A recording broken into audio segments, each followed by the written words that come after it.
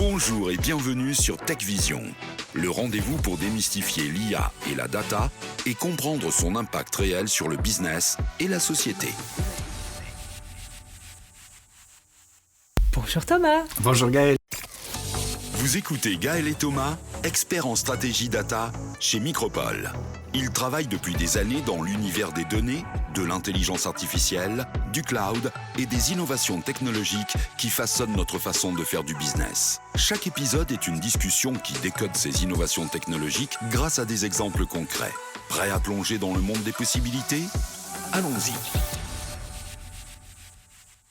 Comment vas-tu aujourd'hui ? Très bien. Eh bien, nous voilà pour le deuxième épisode de Oui. notre podcast Tech Vision et surtout comment démystifier les technologies pour les exécutifs et pour la C-suite. Oui, c'est Donc ça. aujourd'hui, on va parler de quoi ? On va parler de l'intelligence artificielle et plus particulièrement de la régulation liée à l'intelligence artificielle et donc de l'AI Act, le fameux projet de directive qui a été adopté récemment par le Parlement européen et qui va progressivement être d'application dans les 2 ans qui viennent. Oui, donc effectivement, il a été ratifié par les 27 pays de l'Union européenne. La France avait un peu fait fine bouche à la fin, mais en fin de compte, comme un des objectifs, pas le premier, mais un des objectifs clairs est de favoriser l'innovation avec Mistral, qui est donc La licorne française. La licorne, enfin, peut-être déjà d'ailleurs, Oui. française. Il voulait être certain que l'innovation pouvait continuer. Mais c'est vrai, Thomas, que malgré le fait qu'ils ont 2 ans pour le mettre en application, toi et moi, on en a quand même déjà pas mal parlé. On pense qu'il y a des choses à faire tout de suite. Oui, Parce que notamment, ce qui devra être fait a un effet rétroactif. c'est ça. Donc, Et pour revenir un petit peu au point de départ de tout ça, on sait Oui. que l'intelligence artificielle, il y en a un peu partout. On en a dans notre téléphone, dans notre appareil photo, dans nos voitures. Bien sûr, on connaît, tu as mentionné Mistral, GPT, tous les grands modèles génératifs aujourd'hui qui sont très impressionnants et qui ont un peu révélé finalement la puissance de cette intelligence artificielle au grand public. Mais quel est un petit peu l'enjeu de l'AI Act? Pourquoi est-ce que l'Europe, tout d'un coup, s'est sentie le besoin ou le devoir de réguler? alors, je pense qu'il y a 3 points clés. Le premier, c'est qu'est-ce qu'ils ont voulu faire ? Ils ont voulu sécuriser les droits fondamentaux de chacun de nous, individus, citoyens européens. Nous protéger. Nous protéger. Donc, ils veulent faire en sorte que nos droits fondamentaux soient conservés, Ouais. que, éthiquement parlant,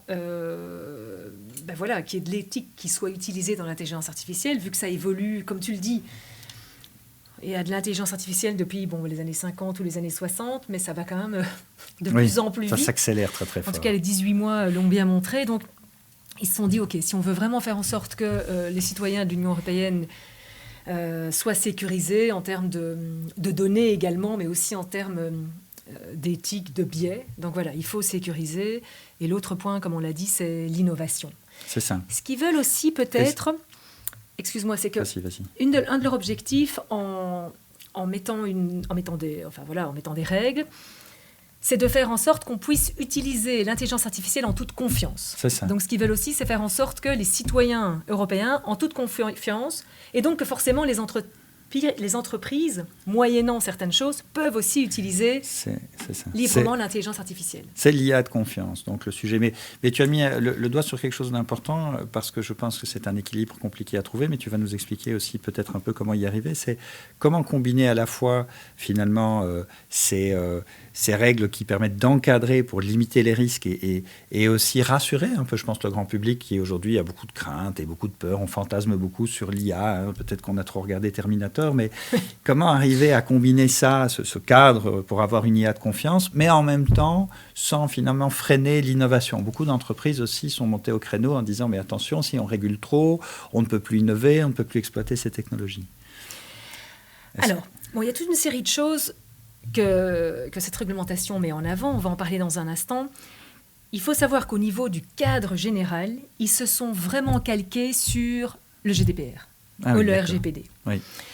C'est-à-dire protection des individus en premier, toujours savoir où sont les données, qu'est-ce qu'on fait avec nos données. Donc forcément, bon voilà, on verra, il y a de la documentation, il y a quand même de l'administratif à faire, ça c'est une certitude. Pour les entreprises qui vont exploiter ces technologies, enfin celles qui vont les construire, celles qui vont celles qui vont les utiliser. Oui, les entreprises, tout type d'organisation. Oui, en fait, oui, donc, oui, ils se sûr. sont vraiment calqués sur les concepts du RGPD. Mais ce qu'on voit avec le RGPD X années après qu'il ait été mis en application, c'est que c'est devenu la norme mondiale. Les États-Unis ont pris, la Chine a même pris des initiatives par rapport à tout ce qui était données personnelles.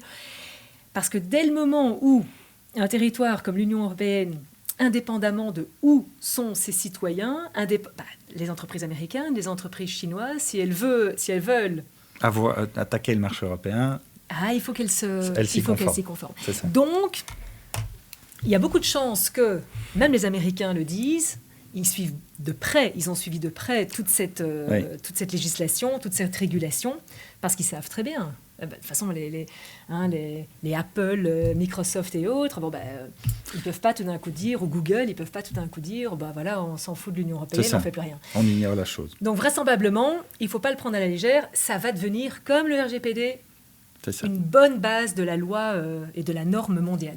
L'Europe en position de leadership sur la régulation finalement de l'exploitation de ces technologies, au départ sur la data et comme tu le dis maintenant sur la partie intelligence artificielle. Ouais. C'est très intéressant. CTI Act, il y a quoi dedans ?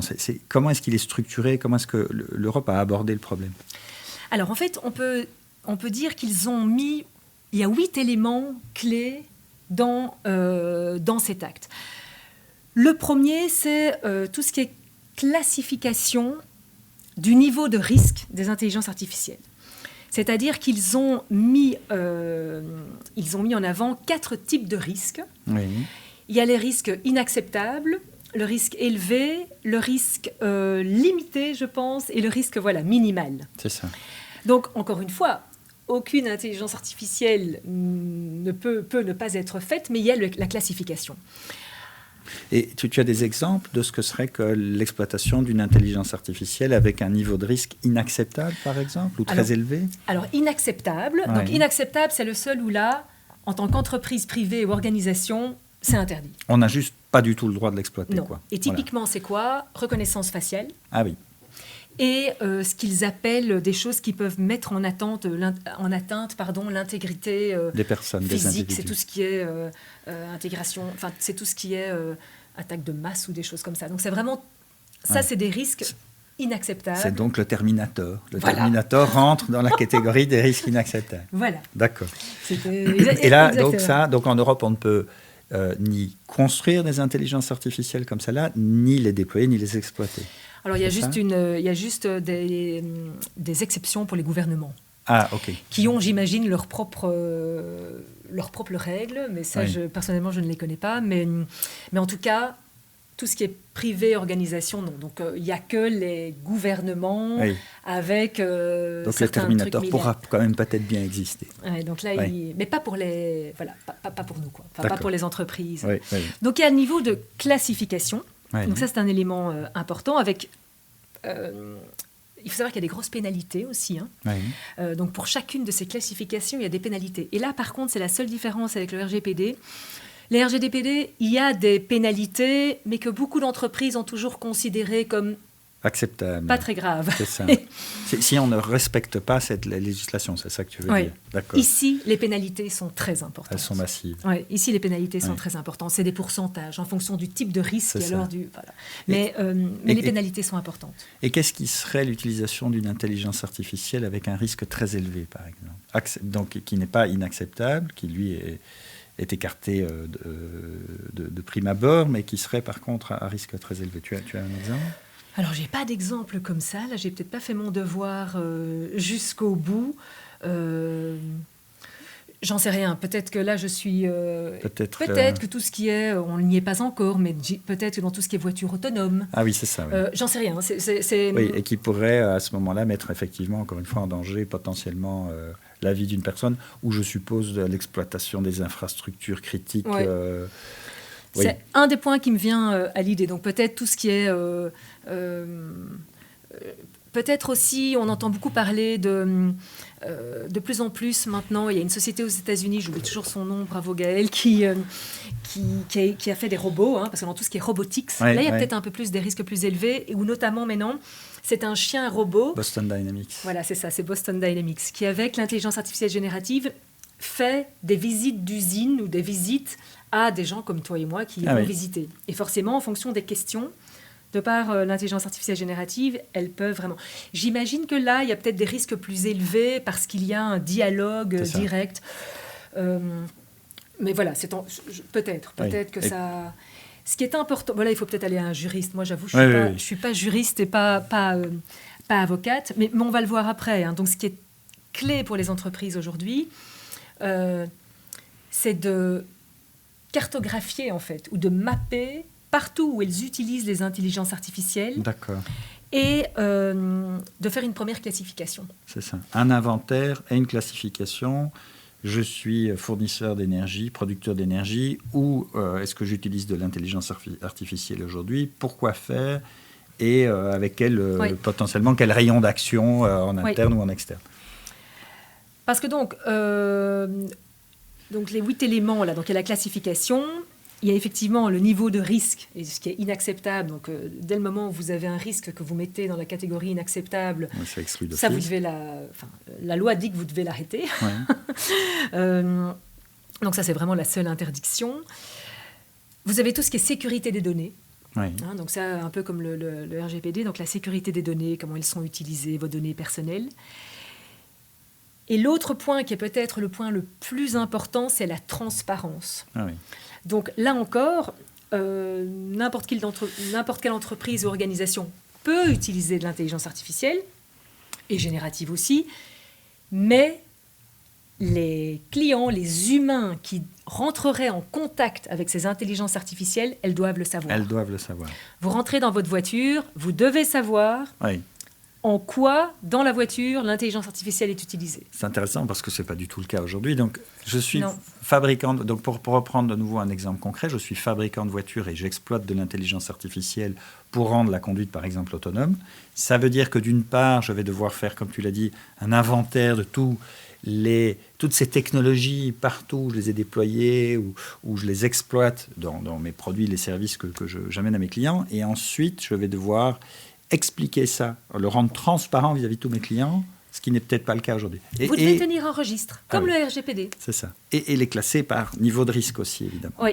Donc aussi, de la même façon que toutes les entreprises aujourd'hui ont ces registres, elles devront tenir un registre pour partout où l'intelligence artificielle est utilisée. D'accord. Qu'est-ce qu'elles utilisent? Comment est-ce qu'elles les font évoluer? Si, au même titre que le RGPD, si elles utilisent des fournisseurs extérieurs, eh bien, ces fournisseurs doivent aussi être en ordre. Donc, c'est toute la chaîne, tout le supply chain d'un bout à l'autre qui doit évidemment être en conformité. Oui, et tout ça doit être mis dans le registre. Et donc, voilà, donc tout doit être excessivement bien documenté et transparent. Donc, si à un certain moment le consommateur vous le demande, vous devez pouvoir rapidement sortir le registre. Et même, par exemple, bon, ça c'est plus classique, mais tout ce qui est chatbot, tout ce qui est visuel, tout ce qui est potentiellement écrit, si 100%, 90%, 80% de l'image, de l'écrit, de la conversation est générée par l'intelligence artificielle, ça doit être mis en le avant. consommateur ou le client doit le savoir. Ça va avoir un impact colossal sur tout ce qui est tous les usages qui sont déjà aujourd'hui en place. Je pense aux réseaux sociaux, je pense encore une fois à tout ce qui est l'utilisation de l'intelligence artificielle dans un téléphone pour prendre une photo. Enfin, tout ça, ça va devoir être rendu tout à fait transparent aux utilisateurs, alors que pour le moment, ça ne l'est pas nécessairement. Oui. Donc, gros travail là d'inventorisation, de classification par niveau de risque, et ensuite de documentation et de communication. Et donc, voilà, en anglais, ils disent disclose. Donc, il faut... C'est ça, divulguer. Voilà, il faut divulguer quand quand c'est fait. C'est pour ça qu'on voit de plus en plus de newsletters, par exemple, Oui. où il est écrit 90% de cette newsletter a été faite par moi, l'humain, C'est ça. et 10% ont été utilisés pour structurer, pour quelques images, pour telle ou telle chose. D'accord. Ce qui, alors on peut le voir de façon négative, mais ce qui peut être assez positif, parce Ouais. que tout ce qui est copyright va devenir quelque chose de plus en plus clé. Hein. Donc aujourd'hui, ce qui est certain, c'est que ce qui est généré par une machine, et donc l'intelligence artificielle et l'intelligence artificielle générative sont des machines, ne peuvent pas être copyrightables. C'est ça. En tout cas pas en Europe. Pas en Europe, oui. En tout cas pas en Europe. Et quand vous disclosez ou quand vous dites « Ok, 90% de cette newsletter a été fait par moi, l'humain, Oui. et tous les inputs, les idées viennent de moi, l'humain », en disclosant ce que vous faites avec l'intelligence artificielle, vous mettez en avant ce que vous, l'humain, avez fait. Et ça, c'est copyrightable. C'est ça. Ça, on peut le protéger parce que c'est du contenu propre. Même si quelqu'un d'autre vous prend l'idée, comme vous avez écrit que 90% a été fait par vous et 10% par l'IA générative, par exemple, vous pouvez les... Donc voilà, donc il y a quand même des choses Et à notre avantage si on l'utilise bien aussi. est-ce que, Gaël, tu penses que ça ira jusqu'au point où certaines technologies aujourd'hui d'AI sont en Europe construites, déployées, exploitées, mais rentreraient dans la catégorie potentiellement de risque inacceptable et devraient être purement et simplement décommissionnées? Les entreprises devraient arrêter d'exploiter ces technologies-là? Si le risque est considéré comme étant inacceptable, ce que dit Oui. le règlement, c'est interdiction totale. Et moi, donc, je reprends un peu le fil. Je suis une entreprise, j'ai fait cet inventaire. Je sais que là-bas, dans mes produits, dans mes logiciels, et par exemple, sur mon site web, j'utilise de l'AI pour interagir avec mes clients, puis en interne pour interagir, je ne sais pas, avec mon département RH. Et j'ai fait cette classification, et j'ai peut-être 5 applications qui sont dans un niveau de risque élevé et 3 dans un niveau de risque faible. Je suppose que les mesures que je dois prendre en termes de documentation, transparence, ne sont pas les mêmes par niveau de risque. Comment est-ce que ça fonctionne, ça? Est-ce qu'il y a une différence, là? En tout cas, vous devez tout documenter. Oui. Donc en fait, non, la façon dont vous devez le documenter Peut être la même. est la même. Mais Oui. évidemment, vous ne documenterez pas de la même façon en fonction de l'utilisation. Parce Oui. que tout simplement, vous dites comment, voilà, si toutes les images que vous faites, ou si maintenant, à partir de maintenant, tous les clips vidéo que vous faites sont générés par des intelligences artificielles et des intelligences artificielles génératives, voilà, vous allez dire qu'est-ce que vous utilisez C'est comme ça. système, quels Oui. sont... si vous le faites pour un comportement inacceptable, qui est tout ce qui est manipulation de masse, manipulation du comportement humain, C'est ça. ça c'est vraiment considéré comme inacceptable. Quand vous utilisez l'intelligence artificielle pour manipuler des comportements humains, Oui. Alors là, il y a certainement une zone de flou, parce qu'il y aura certainement, comme il y a déjà aux États-Unis, beaucoup de procès et qu'il y aura certainement pas Oui. mal de procès. Vous avez, si vous êtes on the edge, comme on dit, Oui. vous avez intérêt à vachement bien le documenter Bien et sûr. vous protéger aussi en disant, après ça c'est un peu J'avais cru comprendre que quand on rentrait dans les catégories de risque les plus élevées, il y aurait peut-être une procédure de demande préalable au niveau d'un organisme de l'Union européenne pour vérifier la conformité. Et qu'à ce moment-là, on doive en quelque sorte demander, comme ce qu'on fait en droit belge, un ruling, une espèce de demande de conformité en amont pour être sûr. Je pense notamment à... Si demain l'intelligence artificielle est exploitée par exemple pour un réseau électrique ou un réseau de télécom, qui sont quand même des infrastructures aujourd'hui essentielles, et on sait qu'on les classifie comme ça. En France aussi, on commence à classifier ces réseaux de cette façon-là, que dans le cas où on veut utiliser de l'IA pour ça, il faut avoir une forme d'autorisation préalable. Ah oui, écoute, en tout cas, ce qui est certain, c'est qu'ils ont aussi créé, ils vont créer, ou est-ce qu'elle est déjà créée, en tout cas, voilà, une sorte un cadre de gouvernance. C'est ça. Et donc, effectivement, tu as ce cadre de gouvernance auquel tu peux certainement te référer poser la question en avance. Je ne C'est connais pas les fameux, délais ou quoi que ce soit. Mais voilà. Et fameux. est-ce que c'est déjà en place? Mais je sais qu'effectivement, ils mettent en place un cadre de gouvernance qui sont ce qu'ils appellent des autorités de surveillance au niveau national. Et ils mettent également un comité européen de l'intelligence artificielle pour surveiller la mise en œuvre et le respect de l'acte. C'est le fameux AI Office. Voilà. D'accord. Et peut-être encore une chose aussi dans les éléments clés, c'est une supervision humaine. Oui. Donc, ils demandent quand même toujours qu'il y ait une supervision humaine à tout type de mise en application d'intelligence artificielle. Voilà. Qu'on n'autorise pas encore l'IA générale, le fantasme de tous les technophiles de la Silicon Valley, mais cette IA à tout faire ultra puissante qui finalement serait totalement autonome sans plus de contrôle humain, quoi. Et en fait, surtout quand vous faites votre classification, si vous voyez qu'il y a des intelligences artificielles que vous utilisez qui sont à risque ou à haut risque, oui. Dans ce cas-là, vous devez également pouvoir prouver que vous avez mis une supervision humaine à un certain moment de la chaîne, enfin à un certain moment du process, pour limiter les risques. Oui. C'est vraiment un peu comme le RGPD, hein, c'est-à-dire que vous pouvez faire beaucoup de choses en fait, mais il faut bien le documenter, bien le superviser, montrer que vous gérez, quoi. Il faut montrer que vous gérez, que vous savez de quoi vous parlez, où vous l'utilisez, et au plus vous pourrez montrer que vous avez documenté, que vous avez réfléchi, que vous avez pensé au maximum de choses, que vous êtes transparent. Dans ce cas-là, il y a beaucoup de chances que vous évitiez beaucoup de problèmes, même si à un certain moment, vous êtes... Et potentiellement des sanctions financières très lourdes, puisque très lourdes, si j'ai bien compris ce que tu disais, on ira beaucoup plus loin que les sanctions qui étaient prévues dans le cadre du RGPD. Oui. D'accord. Oui. Donc il y a un effet dissuasif très très fort là-dessus. Oui, quand on fait le calcul, les effets sont assez dissuasifs. Oui. Ça peut aller jusqu'à 6% du chiffre d'affaires. Ah oui. Le RGPD, c'est pas aussi élevé. Donc, en fonction du risque, hein, tout n'est pas 6%. Vous avez vraiment entre 6% du chiffre d'affaires. C'est très intéressant.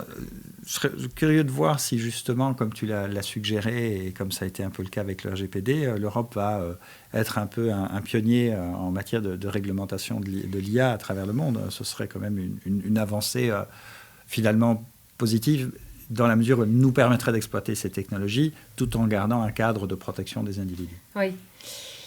C'est un peu la grande question. Je pense que quelque part, on n'avait quand même pas beaucoup le choix. Oui. Parce que même si, à mon goût, et tu le sais Thomas, on parle beaucoup trop des risques, oui. Hein, et je trouve qu'on ne parle pas assez de l'avantage compétitif du potentiel. Et de tout ce qu'on peut faire, et je trouve que on n'éduque pas assez à l'intelligence artificielle et à l'intelligence artificielle générative, parce que quand on éduque à ce que c'est, comment ça fonctionne, on démystifie tout ça, on comprend que... On comprend qu'il y a beaucoup d'opportunités et on peut mieux appréhender que ce soit les opportunités ou les risques. Mais malgré ça, on sait qu'avec n'importe quel objet ou technologie, il y a des gens qui vont en faire des bonnes choses et il y aura toujours des gens qui voudront en faire des choses... C'est l'histoire du progrès à travers l'évolution de l'humanité, ça. Oui, voilà. Et donc à un certain moment, et ici, ça va tellement vite. Oui. Il y a une perte de contrôle potentielle qui peut arriver très très vite. Voilà. Alors, est-ce que c'est la bonne solution? Ça, on le verra. Mais on n'avait pas le choix, quoi. Fallait avancer. Je pense. Ouais. Les États-Unis vont le faire aussi. Ce que beaucoup d'Américains disent, c'est qu'ils attendent 2025 pour le faire, parce que cette année, 2024, va quand même être une année, selon beaucoup d'experts, un peu crasse, si je puis dire, aux États-Unis, avec les élections. Où là, comme évidemment, toi comme moi, on peut faire dire n'importe qui à Trump ou à n'importe... Oui, tout à fait, oui. On peut faire des fake news dans tous les sens. De notre ordinateur, on peut lui faire dire n'importe quoi. Absolument. Et après le divulguer sur les médias sociaux. Les deepfakes, on l'a vu avec Taylor Swift. Enfin bon, voilà, il y a plein d'exemples qui commencent et c'est que le début. Même eux, maintenant, suite à cette histoire de Taylor Swift, parce que c'est Taylor Swift, si c'était arrivé à quelqu'un comme toi et moi, je pense qu'ils auraient été moins vite à réguler. Mais là, le gouvernement américain suite à ce qui est arrivé à Taylor Swift, est déjà occupé de réguler pour cet aspect-là. Mais c'était un deepfake, c'est ça? On lui a fait dire des choses Non, on l'a montrée toute nue. Ah oui, c'est alors ça. Que ce n'était pas elle. Donc en fait, il y a même pornographique. Enfin oui, voilà. Ça porte un nom, je ne sais plus comment. C'était du porn, je ne sais pas. Bon, mais c'était pas elle. Oui, Donc, et on sait déjà, il y a pas mal de choses où on peut rendre quelqu'un totalement nu et puis mettre sur les réseaux sociaux. On peut lui faire des choses que cette personne n'a jamais fait. Très bonne blague entre copains, mais pas du tout. Je vois qu'on arrive doucement au bout de cette session. On est un peu dérivé. Voilà. Le thème est parti un peu en travers, mais en tout cas, merci beaucoup. C'était très éclairant. Et puis, au plaisir de se reparler très vite. Eh bien oui, à très bientôt. À la prochaine fois. Au revoir. Au revoir. TechVision, le rendez-vous pour démystifier l'IA et la data et comprendre son impact réel sur le business et la société.